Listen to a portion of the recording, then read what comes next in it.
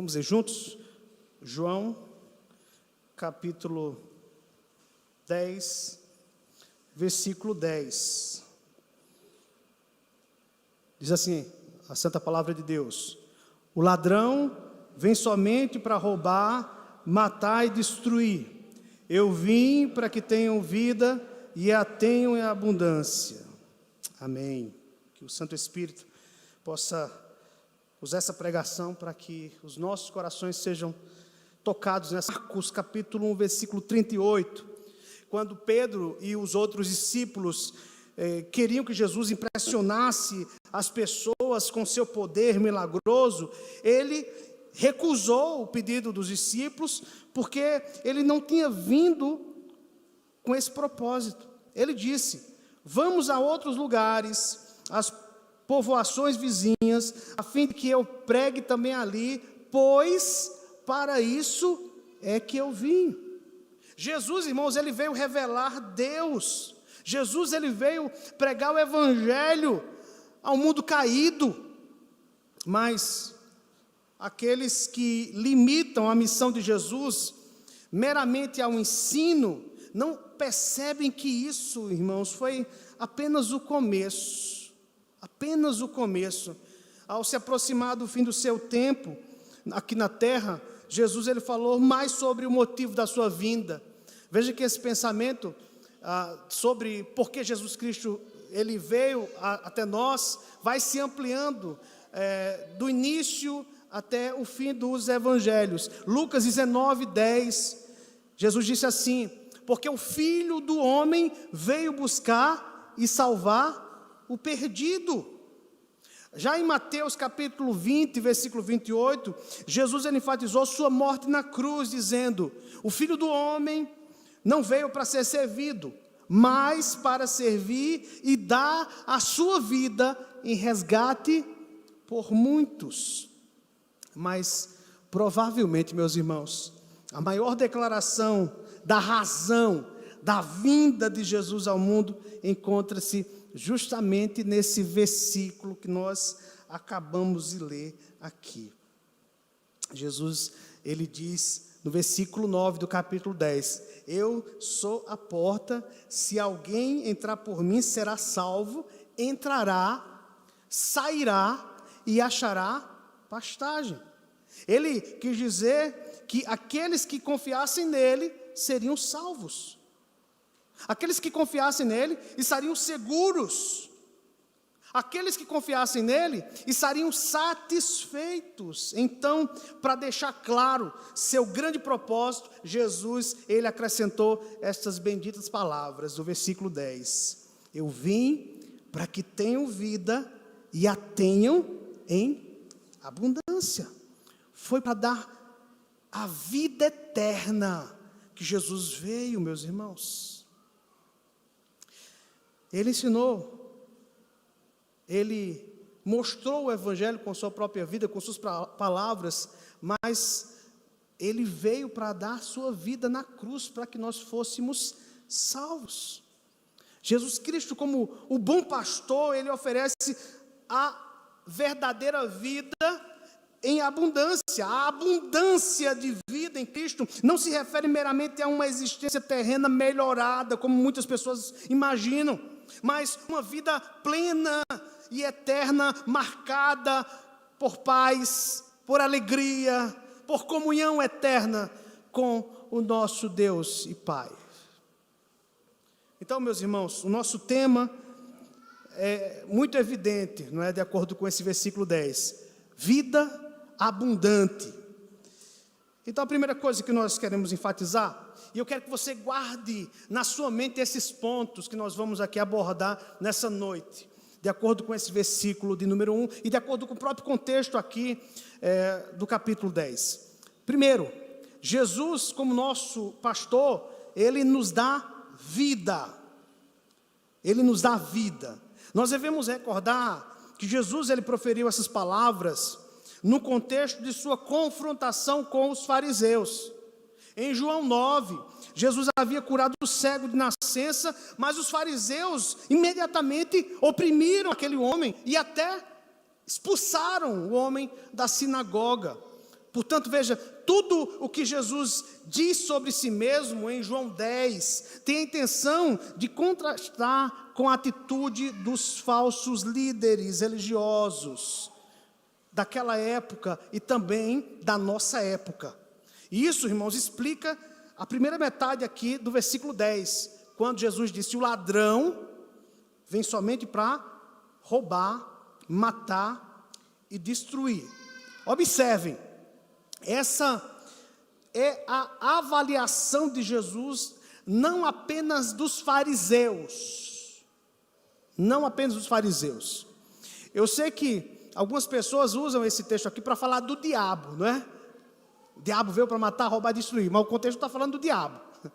O texto aqui, o contexto de João está falando dos falsos líderes, que veio matar, roubar, matar e destruir. Então, essa avaliação de Jesus não é apenas sobre os fariseus, mas sobre todos aqueles que são considerados por ele como falsos líderes. Aqueles que pregam uma forma de salvação baseada em boas obras. É um falso líder. Aquele que prega uma forma de salvação baseada no desempenho da pessoa, ou no ritual que ela possa fazer, ou no pagamento, no dízimo que ela dá na igreja, ou qualquer outra forma, que não seja a fé somente em Cristo. Essas pessoas são consideradas por Jesus como lobos. Lobos que estão entre as suas ovelhas. Os fariseus eram muito admirados na sua época. Dificilmente você encontrar um erro naqueles homens. Você poderia encontrar um erro teológico, não é? Um erro de interpretação dos textos do Antigo Testamento, quando eles usavam a tradição. Mas eles eram homens que tinham uma moralidade elevada. Mas a atitude deles em relação a Jesus, a atitude deles em relação aos seguidores de Jesus, mostrava a maldade que estava dentro dos seus corações. Eram homens maus e homens.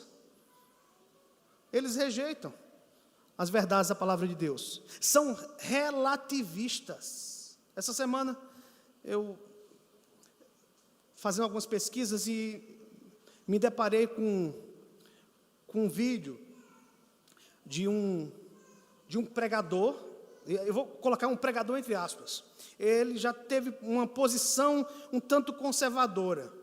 Hoje, esse homem, infelizmente, ele é um pregador liberal. Pregador conhecido como René Kivitz. Eu vou mencionar o nome dele porque ele hoje tem um posicionamento herético, distorcido da palavra de Deus. E naquela entrevista foi perguntado a ele se os ateus, se aqueles que vivem na prática do homossexualismo, eles seriam salvos. E qual foi a resposta dele? Tentando filosofar naquela conversa, ele usa argumentos puramente humanos para dizer que o Deus que ele crê é o Deus que ama. Então, se ele crê no Deus que ama, e não numa tradição cristã, veja, ele conclui o seu pensamento dizendo que, no final, esse Deus de amor salvará ateus, pessoas que vivem na prática da homossexualidade, em qualquer tipo de pecado. Ele diz que, no final, Deus salvará todas as pessoas. Ele crê hoje no que nós chamamos de universalismo. Ele diz que Jesus ele morreu, e por causa da morte de Jesus, todas as pessoas no mundo vão ser salvas. Então me digam, me expliquem, porque a palavra de Deus fala sobre ovelhas e lobos. Me expliquem porque a palavra de Deus faz uma diferenciação entre o povo eleito de Deus e os ímpios. Me expliquem por que Jesus falou tanto de inferno. Eu queria que esse pregador pudesse dar uma resposta com relação a isso. Será que Jesus estava falando de algo utópico? Não, Jesus estava falando de algo verdadeiro. No inferno há a manifestação da ira de Deus. O Deus da Bíblia não é somente um Deus de amor, Ele é um Deus de justiça. E se Deus ele não punir pecadores, Ele não é um Deus de justiça. As pessoas encaram a ira de Deus como sendo algo horrendo, porque isso afronta o nosso ego. Mas veja, esse pensamento desse pastor, desse pseudo-pastor, é um pensamento totalmente distorcido. Ele distorce a palavra de Deus, ele põe a sua própria interpretação no que a palavra de Deus ensina, ele tira textos bíblicos tão claros, tão evidentes, que falam sobre o dia do julgamento, que Deus ele mandará pessoas, homens e mulheres, perecer por toda a eternidade. Ele esqueceu de observar que Jesus falou mais de inferno do que de céu. Bem, eu poderia passar a noite toda falando aqui sobre esses assuntos bíblicos tão claros na Bíblia, tão evidente. Porque se não fosse assim, qual a necessidade de pregar o Evangelho? Se Jesus morreu por todas as pessoas do mundo, então, se os ateus vão ser salvos, se aqueles que vivem na prática do pecado vão ser salvos, então por que sair pregar o Evangelho? Para que fazer missões? Sabe por que fazemos missões? Sabe por que pregamos o Evangelho? Porque os eleitos precisam ouvir o Evangelho. Se eles não ouvirem o Evangelho, se eles continuarem, os homens e mulheres, é claro que os eleitos vão ser alcançados quando ouvirem o Evangelho.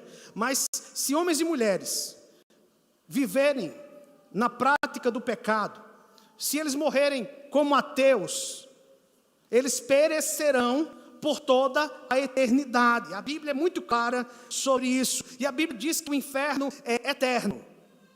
O inferno é eterno. O lago de fogo é eterno. Então, veja, esses pregadores são aqueles que vêm para matar, para roubar e destruir, que vêm distorcer as verdades bíblicas. Mas também existe aqueles que estão no ministério por causa do ganho pessoal, que distorce o Evangelho para atrair mais seguidores para a sua igreja. Irmãos, Jesus, por meio de sua morte expiatória na cruz, é a única porta para a vida verdadeira. Qualquer homem e mulher precisa entrar por essa porta, e somente a fé em Jesus é que pode levar essa pessoa para o céu. Todos os outros que tentam apresentar um evangelho diferente desse aqui, estão tentando pular esse muro, estão tentando entrar não pela porta que é Cristo. Por isso Jesus diz, essas pessoas só veio para roubar, matar e destruir. Isso, irmãos, é ainda mais verdadeiro quando consideramos os líderes incrédulos e mundanos que seduzem as massas com seus mitos e utopia, porque não só líderes religiosos, mas veja, olhe para a história da humanidade, pessoas que diziam ser os salvadores da pátria, humanistas, políticos, Hitler, Stalin, Mao Tse Tung, os maduros da vida, líderes que confiscam descaradamente a propriedade privada, pisoteiam impiedosamente a vida humana e desprezam tudo o que é verdadeiro, tudo que é valioso.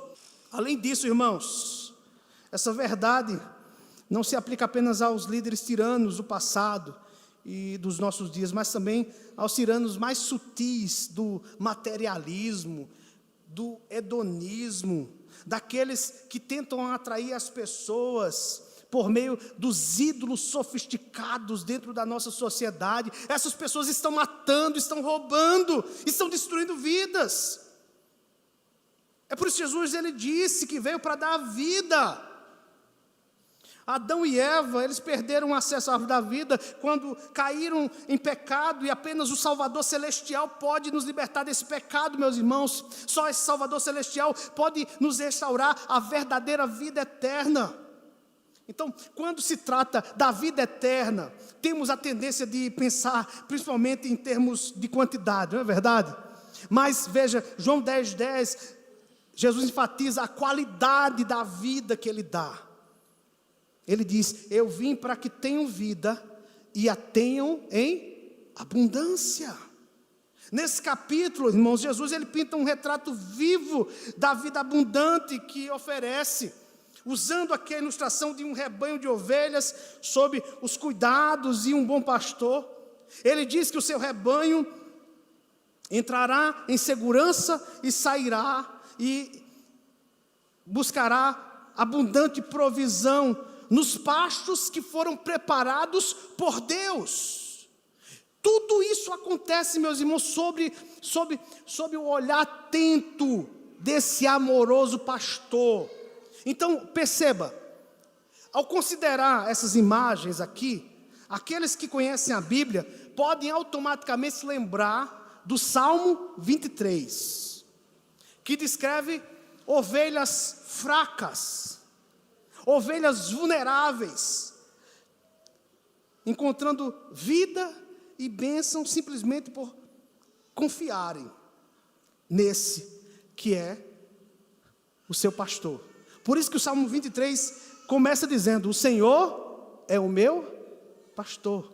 E quem que fala isso?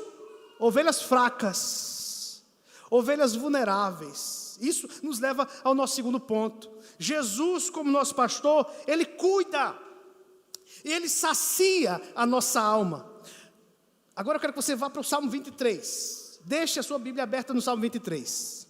O Salmo 23, irmãos, descreve poeticamente a vida proporcionada àqueles que confiam no Senhor como seu pastor.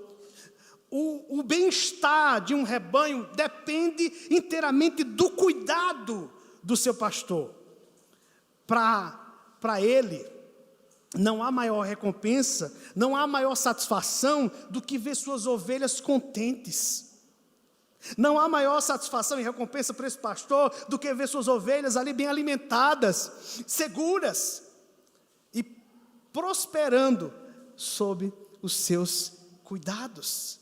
Esse pastor, ele se dedica incansavelmente a fornecer o melhor pasto, a mais nutritiva alimentação durante o inverno, e esse pastor se preocupa em dar água limpa às suas ovelhas, desde o amanhecer até o entardecer, até tarde da noite. Esse pastor abnegado está constantemente atento ao bem-estar do seu rebanho.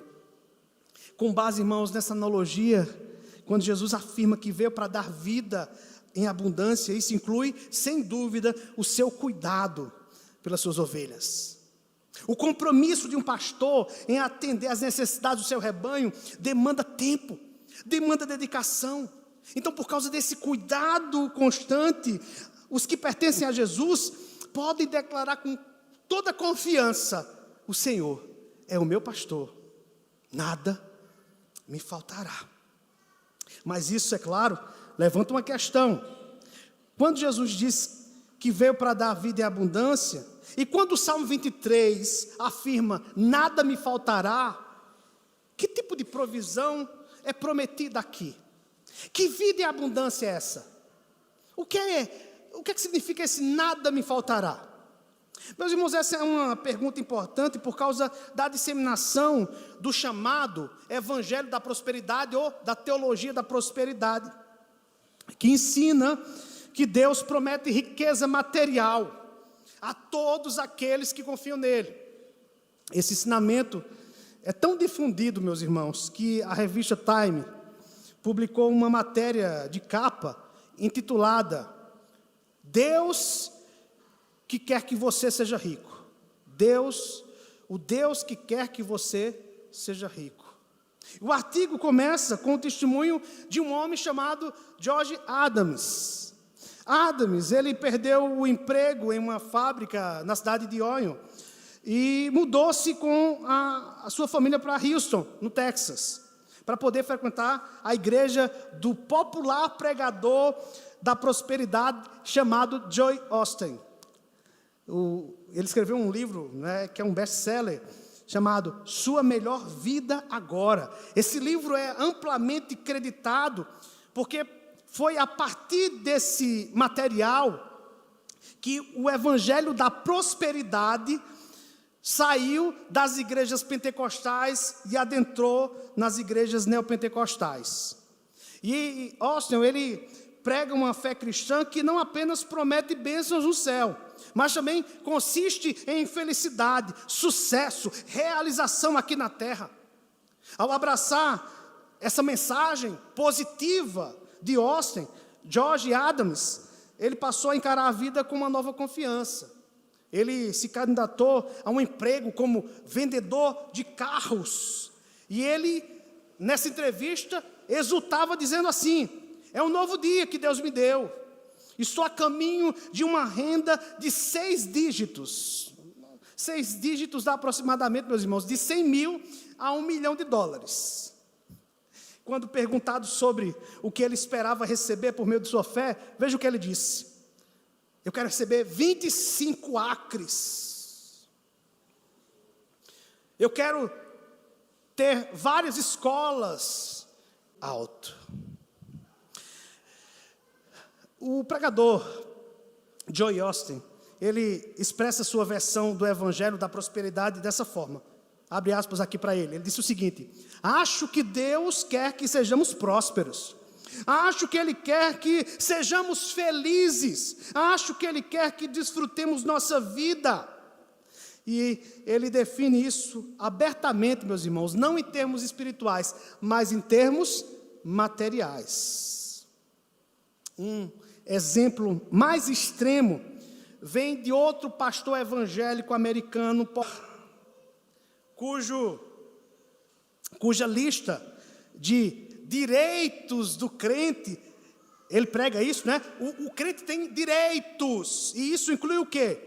Riqueza, saúde plena, poder para curar os doentes, oração forte por proteção constante.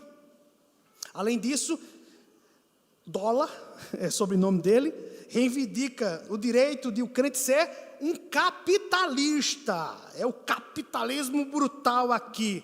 Ele diz que o crente tem que ser proprietário de empresas, porque isso faz parte do destino dos crentes. Por fim, os verdadeiros crentes, diz ele, têm o poder de ressuscitar os mortos. Ele disse assim: se Jesus ressuscitou os mortos, você também pode. Irmãos, o que nós podemos pensar desse evangelho da prosperidade? Primeiro, nós podemos observar algumas de suas influências positivas. Ok, vamos analisar as questões positivas. Veja, esses líderes da prosperidade geralmente apontam que muitas pessoas se sentem oprimidas, se sentem sem esperança. Eles frequentemente afirmam que os cristãos não devem encarar a vida de forma pessimista ou duvidar do favor de Deus. Eu concordo com eles. Nisso, eles estão corretos. O crente não deveria ser pessimista, não deveria duvidar do favor de Deus. Quando enfatizam que as mudanças em nossa vida exigem mudanças em nosso pensamento, também eles estão certos. Paulo fala sobre isso no capítulo 12 em Romanos.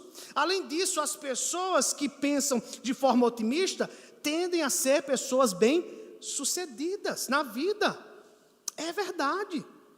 Dada a depressão generalizada em nossa sociedade atual, não é surpreendente, irmãos, que as pessoas estejam se aglomerando para ouvir uma mensagem otimista que promete prosperidade. Mas eu quero que você observe o que há de demoníaco na teologia da prosperidade. Uma grande preocupação em relação ao evangelho da prosperidade é a relutância desses pregadores em falar sobre o pecado. Eles não costumam falar sobre o pecado. Eles não costumam falar sobre a necessidade de o pecador encontrar graça na cruz. Sabe o que é que eles dizem? Eles dizem que o pecado é um tema deprimente. E dizer às pessoas para confessarem os seus pecados e buscarem o perdão, fere a autoestima das pessoas. Eles dizem também que a prosperidade pode ser obtida pelo simples poder de acreditar. Doenças, perda de emprego, problemas de emprego e problemas de relacionamento são o resultado de falta de fé. Então, se você está desempregado, para esses pregadores, você não tem fé. Se você está doente, é porque você não tem fé. Mas a Bíblia diz que as provações fazem parte do plano paternal de Deus para o crescimento dos crentes até a maturidade. Quer uma prova disso? Tiago capítulo 1, versículo 2 e 3. Tiago ensinou o seguinte, Tiago 1, versículo 2 e 3. Ele disse: meus irmãos, tende por motivo de toda alegria o passardes por várias provações, sabendo que a provação da vossa fé, uma vez confirmada, produz perseverança. Além disso, meus irmãos, é perturbador que as pessoas que creem na teologia da prosperidade definam a salvação quase que exclusivamente em termos de casas, carros, empresas e outras posses. Veja, é basicamente isso que ensina a teologia da prosperidade. Se você é um homem de fé, se você é uma mulher de fé, se você é uma pessoa espiritual, você tem que ser rico. Você tem que possuir vários carros na sua garagem. Você deve ser um excelente empresário.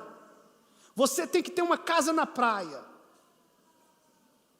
Jesus, ele ensinou o seguinte, em Mateus 6, 19 a 20. Não acumuleis para vós outros tesouros sobre a terra, onde a traça e a ferrugem corroem, e onde ladrões escavam e roubam. Mas ajuntai para vós outros tesouros no céu, onde traça nem ferrugem corrói, e onde ladrões não escavam, nem roubam. Ele conclui no versículo 21 com uma advertência clara para aqueles que se concentravam na prosperidade terrena. Jesus, ele disse, porque onde está o teu coração, ou melhor, onde está o teu tesouro, aí também estará o teu coração. Isso significa, meus irmãos, que aqueles cujos tesouros estão na terra, não têm um coração voltado para Deus. O que levanta, meus irmãos, a questão de que essas pessoas, elas não estão demonstrando que são crentes verdadeiras. Porque para elas a espiritualidade depende da sua situação terrena. Se elas estão bem financeiramente, é porque elas estão em comunhão com Deus. Se não, é porque ela tem um encosto diabólico. Os seguidores de Jesus, irmãos, eles são conhecidos por sua abnegação. Eles são conhecidos por sua vida de renúncia ao egocentrismo, ao materialismo. Jesus, ele disse assim, se alguém quer vir após mim, negue-se a si mesmo, tome cada dia a sua cruz e siga-me. João 10:10 é frequentemente citado por esses pregadores da prosperidade, porque Jesus afirma que veio para dar vida em abundância, mas Jesus, ele não disse que veio para dar uma vida com abundância de coisas. Ele não disse isso. Ele não prometeu que você teria vários carros do ano na sua garagem. Jesus nunca prometeu que você teria saúde plena. Ele nunca disse que você seria bem sucedido em tudo que você fizesse. Jesus nunca disse isso. Ele nunca prometeu coisas materiais. Ele veio para dar vida e vida em abundância. E Jesus ensinou. Ele deixou muito claro isso. A vida de um homem não consiste na abundância dos bens que ele possui. Lucas 12:15. O fato é que o dinheiro e as posses não transmitem a verdadeira felicidade, muito menos a verdadeira vida. O dinheiro pode comprar coisas, pode comprar mansões, pode comprar carros do ano, mas não pode comprar satisfação. Mas Jesus promete ao pecador que quando ele confessa o Senhor Jesus como Senhor e Salvador da sua vida, ele vai encontrar satisfação. Ele promete que essa ovelha será bem alimentada, ela vai desfrutar dos pastos abundantes da sua palavra vivificante. É isso que Jesus promete. Aqueles que são abençoados com riquezas materiais, eu quero dizer para vocês, não se sintam culpados. Não se sintam culpados. Se vocês são ricos, não se sintam culpados. Desde que o seu tesouro esteja no céu, e não aqui na terra. Se você possui posses, se você tem uma vida melhor do que outras pessoas, administre a sua riqueza com responsabilidade. Use os seus recursos para ajudar outras pessoas também, e use os seus recursos para ajudar a propagação do Evangelho. Mas eu quero também alertar para vocês, Jesus ele sempre advertiu sobre os perigos espirituais que estão associados ao dinheiro. Ele disse: bem-aventurados vós os pobres, porque vosso é o reino de Deus. Ele disse que era mais fácil um camelo passar pelo fundo de uma agulha do que um rico entrar no céu. Isso não é figurado não, é literal. Como é impossível um camelo enorme passar no fundo de uma agulha, assim é impossível que um rico ele tenha salvação, confiando na sua riqueza. Então, a riqueza ela pode enganar o coração, ou o coração pode ter a riqueza como um ídolo na sua vida. Então é um cuidado para aqueles irmãos que possuem condições financeiras, que o seu tesouro esteja no céu, esteja no céu. É isso que Jesus nos ensina. Alguém já disse, irmãos, que Deus ele é um pai e não um avô. Ele não estraga seus filhos, mas Deus treina seus filhos na justiça. Deus ele promete atender a todas as necessidades legítimas. Deus promete atender a todas as necessidades genuínas do seu povo, mas Deus não promete satisfazer nossos desejos carnais. Deus não promete satisfazer os nossos desejos materiais, terrenos. Veja, Paulo declarou o seguinte, essa é a promessa: e o meu Deus, segundo a sua riqueza em glória, há de suprir em Cristo Jesus cada uma das vossas necessidades. Nossas principais necessidades, irmãos, são espirituais. Todo crente ele pode contar com a provisão de Deus, de justiça, de paz e alegria no Espírito, porque é isso que Ele promete. Deus ele tem um prazer especial, meus irmãos, em nos fazer prosperar espiritualmente em meio às dificuldades terrenas. E esse é um ponto, meus irmãos, ou melhor, um dos pontos que nós encontramos no livro de Jó. Satanás argumentou que Jó confiava em Deus somente por causa da sua prosperidade terrena, mas quando Jó continuou a louvar a Deus em meio ao sofrimento, Deus foi grandemente glorificado. Porque, meus irmãos, a verdadeira riqueza do crente é que sua alegria não depende da prosperidade terrena. Jesus ele nos fornece vida espiritual abundante em qualquer circunstância, de modo que os cristãos eles podem louvar ao Senhor Jesus com toda a satisfação dos seus corações. Os cristãos podem abrir seus lábios e dizerem: o Senhor é o meu pastor, nada me faltará. Ou podemos dizer: o Senhor é meu pastor e Ele não nos faltará. Deus não faltará na nossa vida em nenhum momento. Aqueles que buscam a felicidade terrena estarão sempre inquietos, sempre precisando de mais, mas aqueles que encontram seu contentamento em Cristo podem dizer o mesmo que o salmista disse no Salmo 23, versículo 2: Ele me faz repousar em pastos verdejantes, Ele me conduz a águas tranquilas. Isso nos leva ao nosso terceiro ponto. Jesus, como nosso pastor, nos guia em nossa jornada. Veja, irmãos, depois de falar sobre provisão, o Salmo 23 prossegue prometendo a orientação do bom pastor.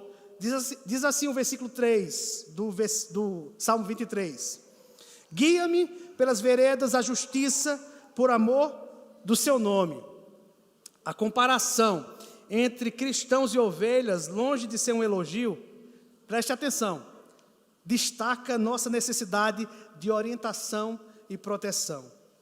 O pregador presbiteriano James Montgomery, ele observa que as ovelhas são criaturas notavelmente tolas.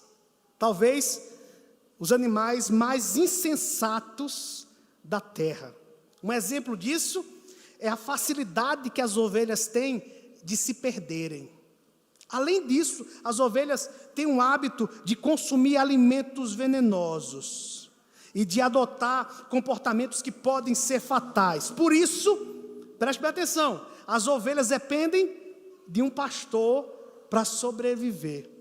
Da mesma forma, os cristãos, em sua fragilidade espiritual, precisam desesperadamente de Cristo como seu pastor, para que Cristo possa guiá-los, para que Cristo possa protegê-los, para que Cristo possa sustentá-los no caminho da vida. Meus irmãos, isso se aplica a nós espiritualmente. Quando Jesus ele diz que veio para dar vida às suas ovelhas, isso envolve sua orientação.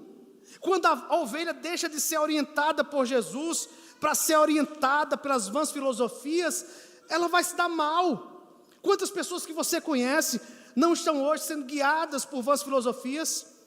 Estão sendo guiadas pelos seus corações, por aquilo que elas acham, por aquilo que aprenderam na universidade com um professor, ou com um falso líder espiritual. Jesus, quando é o nosso guia, Ele vai prover o que nós precisamos. Ele irá nos dar a verdadeira orientação através da sua palavra. E Ele faz isso, irmãos, quando levanta líderes comprometidos com o Evangelho. Ele faz isso quando entendemos a importância da igreja, quando entendemos o que é o corpo de Cristo, a comunhão entre os crentes, onde nós aprendemos a levar a carga uns dos outros, onde aprendemos a perdoar uns aos outros, onde aprendemos a exortar uns aos outros. E quando necessário, Jesus, como bom pastor, Ele usa o seu cajado, Ele usa a sua vara para nos colocar de volta para o seu caminho. Por todos esses motivos, irmãos, Jesus promete orientação vivificante para todos aqueles que o seguem. Em quarto lugar, Jesus, como nosso pastor, nos conforta espiritualmente. Veja, Jesus ele promete vida abundante, mas ainda vivemos em um mundo marcado pela morte. Portanto, o Salmo 23, versículo 4, diz assim: ainda que eu ande pelo vale da sombra da morte, não temerei mal nenhum, porque tu estás comigo. O teu bordão e o teu cajado me consolam. A sombra da morte priva muitas pessoas da alegria da vida. Mas não é o caso do cristão que conhece a promessa do Senhor. Irmãos, nós precisamos enfrentar a morte, mas nós não precisamos temê-la. Entenda, você precisa enfrentar a morte um dia, mas você não precisa temê-la. Sabe por quê? Porque o Senhor promete que vai estar conosco, pois em sua morte expiatória, Jesus, Ele removeu tudo o que o cristão deve temer na hora da morte. Paulo disse: aonde está o teu aguilhão, ó morte? Jesus venceu a morte. Deixa-me contar uma história para vocês, contada pelo pastor presbiteriano Richard Phillips. O pastor Richard Phillips, ele diz que há algum tempo ele teve o privilégio de ministrar a um irmão cristão que estava enfrentando a rápida aproximação da morte. E nesse último encontro com esse crente, tanto o pastor como aquele rapaz sabia que ele passaria pela morte em 1 ou 2 dias. O Salmo 23 foi lido pelo pastor e o Salmo confortou o coração daquele homem. E uma coisa que fica evidente no Salmo 23 é que o vale da sombra da morte não está no fim, está no meio. O Salmo diz ao crente que a morte agora é apenas uma sombra, já que a substância da morte foi vencida na cruz. Mas ainda assim, aquele crente que estava ali sendo aconselhado pelo pastor Richard Phillips, ainda estava preocupado com a experiência real da morte. E ele perguntou então ao pastor: pastor, como será a morte? O reverendo Richard teve que confessar que não tinha muito a dizer, exceto que o Senhor prometeu estar com ele para confortá-lo e remover todo o dano da experiência da morte. Pois Davi, ele havia exultado: pois tu estás comigo, o teu bordão e o teu cajado me consolam. Irmãos, o Evangelho é chamado de o cetro da fortaleza do Senhor. E há o suficiente nesse Evangelho para confortar cada um dos crentes. Quando esses crentes estiverem para enfrentar a morte, eles podem lembrar desse bendito Evangelho, do Evangelho da cruz. E esse Evangelho da cruz trará fortaleza para este homem, para esta mulher. Além disso, irmãos, os cristãos, eles têm todos os motivos para aguardar ansiosamente a vida que os espera além da sepultura. É lá que a prosperidade plena e irrestrita realmente nos aguarda, onde a traça não pode destruir, onde o ladrão não pode roubar, onde o tempo não causará ferrugem. O Salmo 23, versículo 5, irmãos, faz 3 promessas reconfortantes sobre a vida futura. Primeiro, veja aí, ele diz: preparas-me uma mesa na presença dos meus adversários. Isso fala de quê para o crente? Veja que o cenário mudou, não é? Pastos, agora o anfitrião convida essa pessoa, convida essa ovelha para que possa estar à sua mesa. Isso fala da nossa aceitação na presença gloriosa de Deus. Apesar das acusações do pecado e do diabo, um lugar, meus irmãos, foi preparado para cada crente em Cristo. Qualquer que seja a fome que estejamos enfrentando aqui, uma mesa de banquete nos aguarda, meus irmãos, lá em cima. Porque Jesus, ele prometeu no Evangelho de João 14:2, na casa de meu Pai há muitas moradas. Eu vou preparar um lugar para vocês. Em segundo lugar, o salmista escreveu: unge-me a cabeça com óleo. Veja, os anfitriões antigos, eles forneciam para esse convidado vinho e óleo ao viajante que estava cansado. Óleo para acalmar a pele e o vinho para limpar a garganta que estava empoeirada.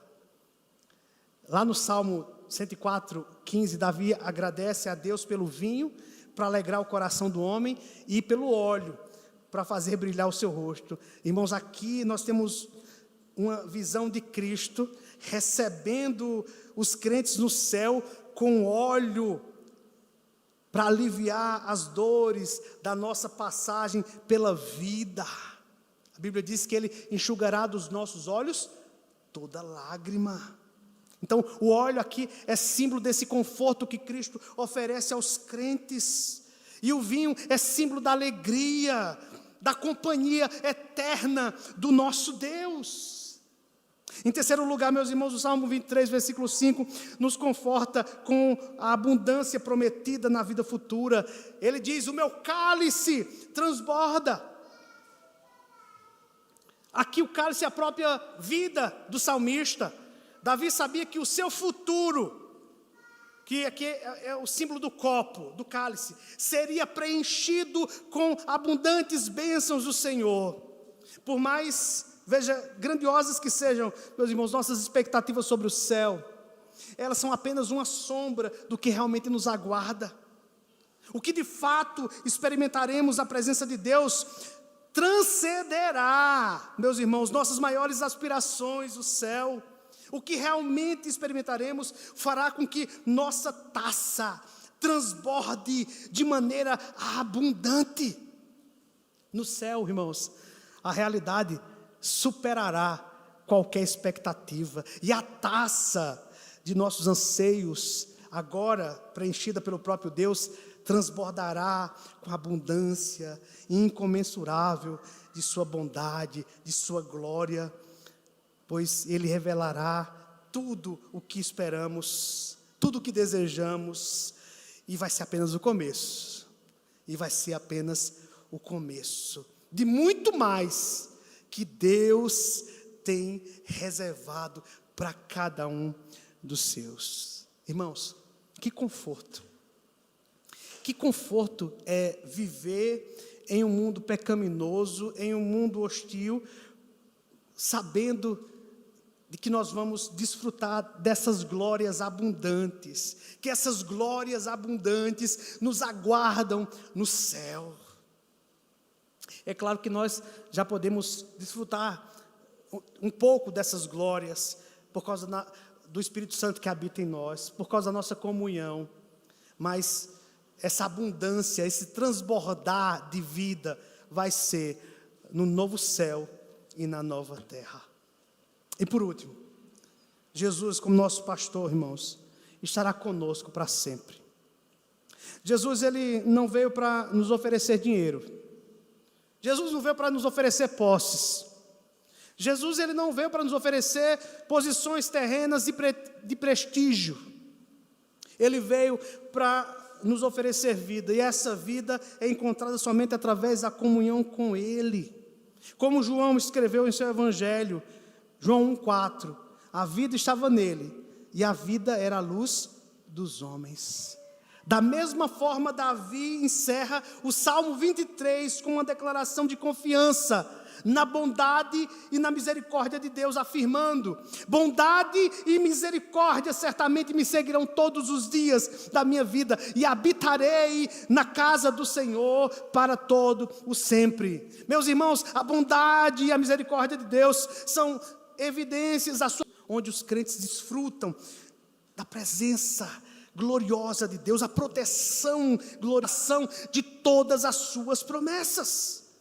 O versículo final do Salmo 23 é uma afirmação, irmãos, de segurança, é uma afirmação de paz, porque o Deus Emanuel estará conosco agora e para todo o sempre. Para todo sempre.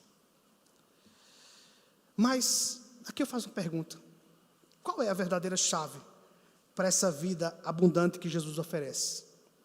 Veja, a resposta não está na autoestima elevada, como ensinam os pregadores da prosperidade.